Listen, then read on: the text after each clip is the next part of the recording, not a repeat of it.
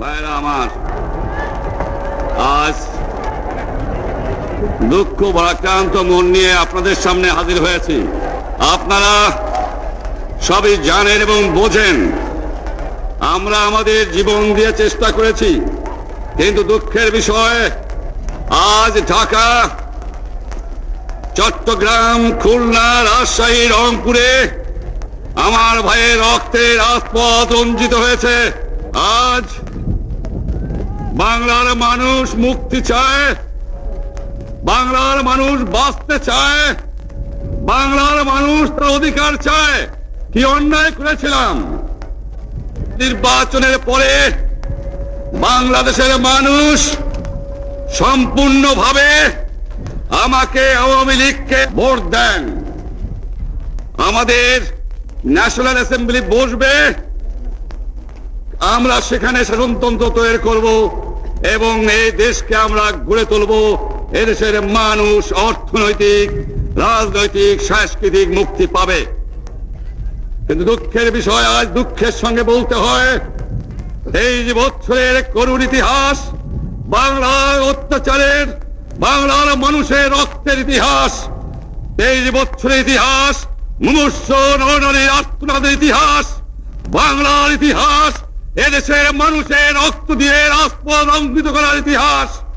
1952 সালে রক্ত দিয়েছি, 1954 সালে নির্বাচনে জয়লাভ করেও আমরা গদিতে বসতে পারি নাই। 1958 সালে আইয়ুব খান মার্শাল ল জারি করে 10 বছর পর্যন্ত আমাদের গোলাম করে রেখেছে। 1967 সালে 6 দফার আন্দোলনে 7ই জুনে আমার ছেলেদের গুলি করে হত্যা করা হয়েছে। 1969 আন্দোলনে আইয়ুব খানের পতন হওয়ার পরে যখন ইয়াহিয়া খান সাহেব সরকার নিলেন, তিনি বললেন দেশে শাসনতন্ত্র দেবেন, গণতন্ত্র দেবেন, আমরা মেনে নিলাম। তারপরে অনেক ইতিহাস হয়ে গেল, নির্বাচন হলো। আমি প্রেসিডেন্ট ইয়াহিয়া খান সাহেবের সঙ্গে দেখা করেছি। আমি শুধু বাংলার নয়, পাকিস্তানের মেজরিটি পার্টির নেতা হিসাবে তাকে অনুরোধ করলাম 15 ফেব্রুয়ারি তারিখে আপনি জাতীয় পরিষদের অধিবেশন দেন। তিনি আমার কথা রাখলেন না, তিনি রাখলেন ভুট্টো সাহেবের কথা।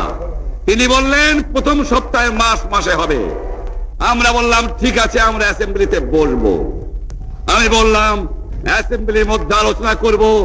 এমনকি আমি এ পর্যন্ত বললাম যদি কেউ ন্যায্য কথা বলে, আমরা সংখ্যায় বেশি হলেও একজন যদিও সে হয়, তার ন্যায্য কথা আমরা মেনে নেব। যারা ভুট্টো সাহেব এখানে এসেছিলেন, আলোচনা করলেন, বলে গেলেন যে আলোচনার দরজা বন্ধ না, আরো আলোচনা হবে। তারপরে অন্য নেতৃবৃন্দ তাদের সঙ্গে আলাপ করলাম, আপনারা আসুন, বসুন, আমরা আলাপ করে শাসনতন্ত্র তৈরি করি। তিনি বললেন পশ্চিম পাকিস্তানের মেম্বাররা যদি এখানে আসে তাহলে কসাইখানা হবে অ্যাসেম্বলি। তিনি বললেন যে যাবে তাকে মেরে ফেলে দেওয়া হবে। যদি কেউ অ্যাসেম্বলিতে আসে তাহলে পেশোয়ার থেকে করাচি পর্যন্ত দোকান জোর করে বন্ধ করা হবে। আমি বললাম অ্যাসেম্বলি চলবে। তারপরে হঠাৎ 1 তারিখে অ্যাসেম্বলি বন্ধ করে দেওয়া হলো। ইয়াহিয়া খান সাহেব প্রেসিডেন্ট হিসাবে অ্যাসেম্বলি ডেকেছিলেন। আমি বললাম যে আমি যাব। ভুট্টো সাহেব বললেন তিনি যাবেন না। 35 জন সদস্য পশ্চিম পাকিস্তানের থেকে এখানে আসলেন। তারপরে হঠাৎ বন্ধ করে দেওয়া হলো। দোষ দেওয়া হলো বাংলার মানুষকে, দোষ দেওয়া হলো আমাকে। বন্ধ করে দেওয়ার পরে দেশের মানুষ প্রতিবাদ মুখর হয়ে উঠলো। আমি বললাম শান্তিপূর্ণ ভাবে আপনারা হরতাল পালন করেন। আমি বললাম আপনারা কল কারখানা সবকিছু বন্ধ করে দেন। জনগণ সাড়া দিল, আপন ইচ্ছায় জনগণ রাস্তায় বেরিয়ে পড়লো। তারা শান্তিপূর্ণ ভাবে সংগ্রাম চালিয়ে যাওয়ার জন্য স্থির প্রতিজ্ঞাবদ্ধ হলো। কি পেলাম আমরা? আমার পয়সা দিয়ে অস্ত্র কিনেছি বহিঃশত্রু আক্রমণ থেকে দেশকে রক্ষা করার জন্য। আজ সেই অস্ত্র ব্যবহার হচ্ছে আমার দেশের গরিব দুঃখী নিরস্ত্র মানুষের বিরুদ্ধে। তার বুকের উপরে হচ্ছে গুলি। আমরা পাকিস্তানের সংখ্যাগুরু, আমরা বাঙালিরা যখনই ক্ষমতায় যাওয়ার চেষ্টা করেছি তখনই তারা আমাদের উপরে ঝাঁপিয়ে পড়েছেন। দেখা হয় তাকে আমি বলেছিলাম, জনাব ইয়াহিয়া খান সাহেব, আপনি পাকিস্তানের প্রেসিডেন্ট, দেখে যান কিভাবে আমার গরিবের উপরে, আমার বাংলার মানুষের বুকের উপরে গুলি করা হয়েছে, কি করে আমার মায়ের কোল খালি করা হয়েছে, কি করে মানুষকে হত্যা করা হয়েছে। আপনি আসুন, দেখুন, বিচার করুন। উনি বললেন, আমি নাকি স্বীকার করি তারিখে রাউন্ড টেবল কনফারেন্স হবে। আমি তো অনেক আগে বলেছি কিসের আসতেছি, তার সঙ্গে বলবো, যারা আমার মানুষের বুকে রক্ত নিয়েছে তাদের সঙ্গে বলবো। হঠাৎ আমার সঙ্গে পরামর্শ না করে 5 ঘন্টা গোপনে বৈঠক করে যে বক্তৃতা তিনি করেছেন, সমস্ত দোষ তিনি আমার উপরে দিয়েছেন, বাংলার মানুষের উপরে দিয়েছেন।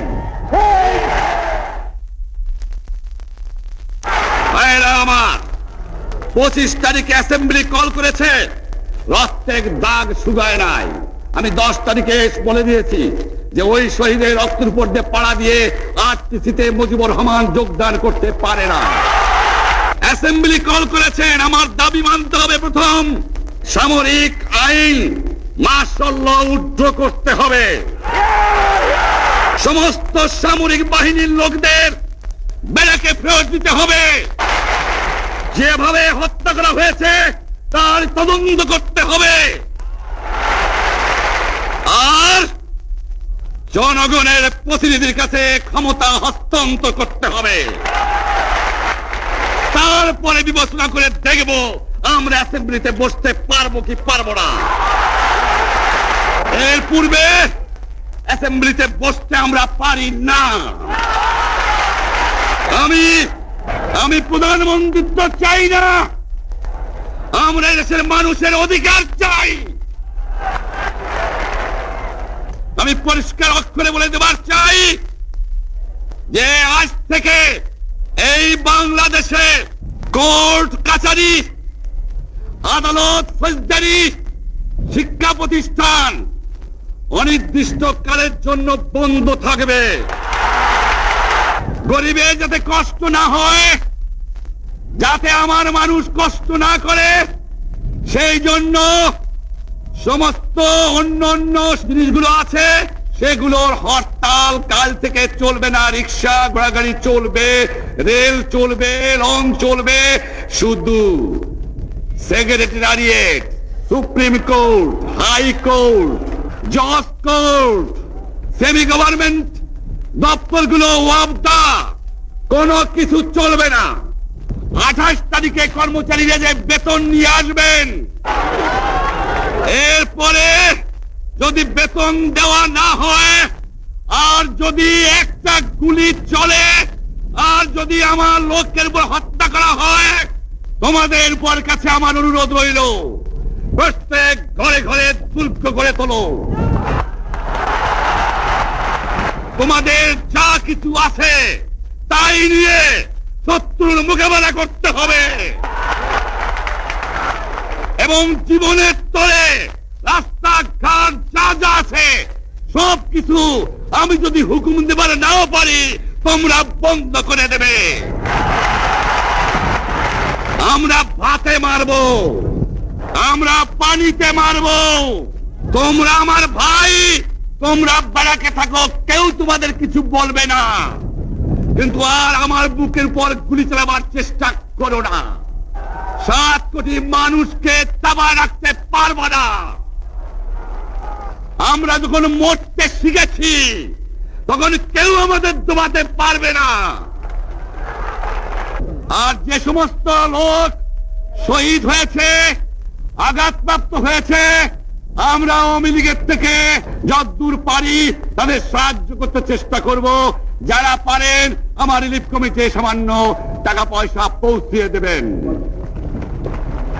আর এই 7 দিন হরতালে যে সমস্ত শ্রমিক ভাইরা যোগদান করেছেন, প্রত্যেকটা শিল্পের মালিক তাদের বেতন পৌঁছে দেবেন। সরকারি কর্মচারীদের বলি, আমি যা বলি তা মানতে হবে। যে পর্যন্ত আমার এই দেশের মুক্তি না হবে, খাজনা ট্যাক্স বন্ধ করে দেওয়া হলো, কেউ দেবে না। শোনেন, মনে রাখবেন, শত্রু বাহিনী ঢুকেছে, নিজেদের মধ্যে আত্মকলহ সৃষ্টি করবে, লুটতরাজ করবে। এই বাংলায় হিন্দু মুসলমান বাঙালি নন বাঙালি যারা আছে তারা আমাদের ভাই, তাদের রক্ষার দায়িত্ব আপনাদের উপরে, আমাদের জন্য বদনাম না হয়। মনে রাখবেন, রেডিও টেলিভিশনের কর্মচারীরা যদি রেডিওতে আমাদের কথা না শোনে তাহলে কোন বাঙালি রেডিও স্টেশনে যাবেন না। যদি টেলিভিশন আমাদের নিউজ না দেয় কোন বাঙালি টেলিভিশনে যাবেন না। 2 ঘন্টা ব্যাংক খোলা থাকবে যাতে মানুষ তাদের মায়নাপত্র নেবার পারে, কিন্তু পূর্ব বাংলার থেকে পশ্চিম পাকিস্তানে 1 পয়সাও চালান হতে পারবে না। টেলিফোন টেলিগ্রাম আমাদের এই পূর্ব বাংলায় চলবে এবং বিদেশের সঙ্গে নিউজ পাওয়া হলে আপনারা চালাবেন, কিন্তু যদি এই দেশের মানুষকে খতম করার চেষ্টা করা হয় বাঙালিরা বুঝে শুনে কাজ করবেন। প্রত্যেক গ্রামে প্রত্যেক মহল্লায় আওয়ামী লীগের নেতৃত্বে সংগ্রাম পরিষদ গড়ে তোলো এবং তোমাদের যা কিছু আছে তাই নিয়ে প্রস্তুত থাকো। মনে রাখবা, রক্ত যখন দিয়েছি রক্ত আরো দেব, এই দেশের মানুষকে মুক্ত করে ছাড়বো ইনশাআল্লাহ। এবারে সংগ্রাম আমাদের মুক্তির সংগ্রাম, এবারে সংগ্রাম স্বাধীনতার সংগ্রাম। জয় বাংলা।